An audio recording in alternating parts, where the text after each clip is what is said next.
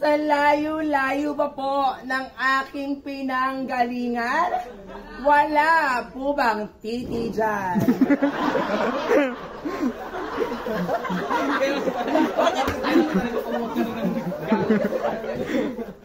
Naimbag nga rabi kada kayo amin na po, or should I say a pleasant evening to each and everyone. Standing in front of you is a fresh 11-year-old stunner, 12-year-old, 13-year-old, 72-year-old stunner, all the way last from the municipality where Anihan Festival is yearly celebrated, Municipality of Santa Rosa, Province of But tonight, please do allow me as I stand by the name, ang nag-iisang babae na dati nyo lang pinalakpakan, subalit muli nyong kagigiliwan. Opo, tama po. Ako po ang nag-iisang gumanap na Jezebel at Darna sa ating mga telebisyon at nagpatibok sa pihikang puso ni Ding Dong Dantes.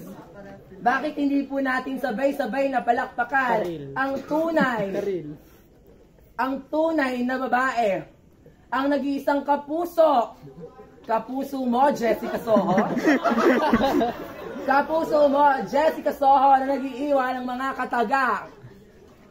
Ang magkakapatid na laging nag-aaway, malamang iba-iba ang tatay.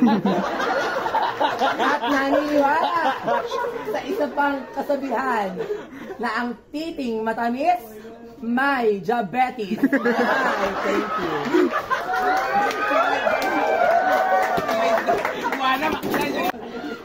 Pinapatay na ang adik sa mundo. Kaya sa candidate number 4, putang ina mo.